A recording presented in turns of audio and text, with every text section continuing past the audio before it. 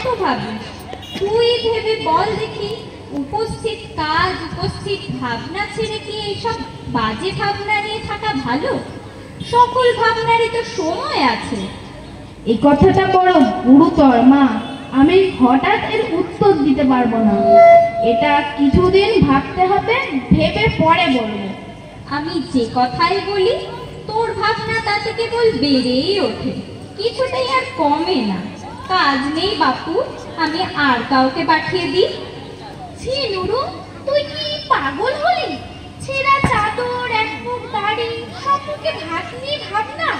সুবলের মা তোকে দেখে হেসে কুরুক্ষেত্র। কুরুক্ষেত্র? আমাদের আর্য গৌরবের শ্মশান ক্ষেত্র?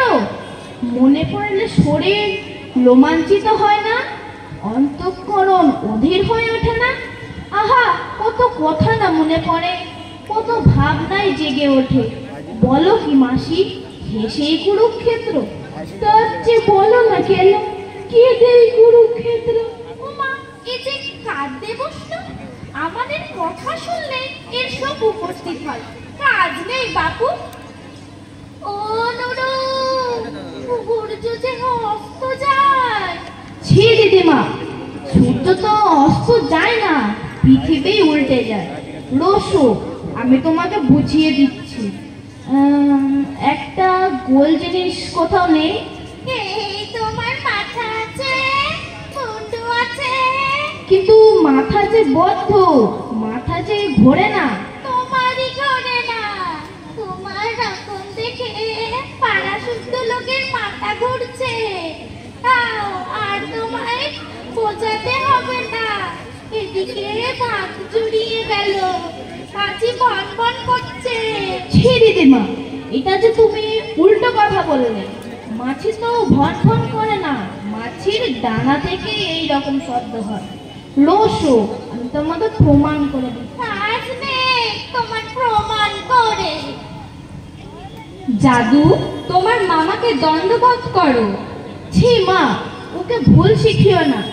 একটু ভেবে দেখলেই বুঝতে পারবে, ব্যাকরণ অনুসারে দণ্ডবোধ করা হতেই পারে না, দণ্ডবোধ হওয়া বলে। কেন বুঝতে পেরেছ মা? কেননা দণ্ডবোধ মানে। না বাবা, আমাকে পরে বুঝিয়ে দিলেই হবে। তোমার ভাগ্নেকে এখন একটু আদর করো। আচ্ছা, আদর করব? আচ্ছা এসো আদর করি। কি করে আদর আরম্ভ করি? এর রসো, একটু ভাবি। আদর করবি, তাতেও ভাবতে হবে নুরু। ভাবতে হবে না মা, বলো কি? ছেলেবেলাকার আদরের উপরে ছেলের সমস্ত ভবিষ্যৎ নির্ভর করে। তা কি জানো? ছেলেবেলাকার এক একটা সামান্য ঘটনার ছায়া বৃহৎ আকার ধরে আমাদের সমস্ত যৌবন কালকে, আমাদের সমস্ত জীবনকে আচ্ছন্ন করে রাখে। এটা যখন ভেবে দেখা যায়, তখন কি ছেলেকে আদর করা একটা সামান্য কাজ বলে মনে করা যায়? এইটা একবার ভেবে দেখো দিদিমা। থাক বাবা, সে কথা আর একটু পরে ভাববো। এখন তোমার ভাগ্নেটির সঙ্গে দুটো কথা কাও দেখি। ওদের সঙ্গে এমন কথা কওয়া উচিত যাতে ওদের আমোদ ও শিক্ষা দুই হয়। আচ্ছা হরিদাস, তোমার নামের সমাস কি বলো দেখি? আমি জমা পাবো। দেখো দেখি বাচ্চা, ওকে এসব কথা জিজ্ঞেস করো কেন? ও কি জানে? না, ওকে এই বেলা থেকে এইরকম করে অল্পে অল্পে মুখস্থ করিয়ে দেব। মুখস্থ কি? না বাবা, কাজ নেই তোমার আদর করে। বাবা, আমায় কাশি পাঠিয়ে দে, আমি কাশিবাসী হব। তা যাও না মা, তোমার ইচ্ছে হচ্ছে, আমি বাধা দেব না।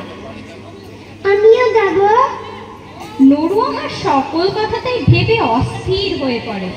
এটাতে বড় বেশি ভাবতে হলো না? তাহলে তো আমাকে মাসে মাসে কিছু টাকার বন্দোবস্ত করে দিতে হবে। সত্যি নাকি? তাহলে আমাকে আর কিছুদিন ধরে ভাবতে হবে। এ কথাটা নিতান্ত সহজ নয়।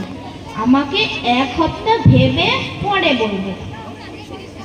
না বাবা, তোমার আর ভাবতে হবে না, আমার কাশি গিয়ে কাজ নেই। নমস্কার।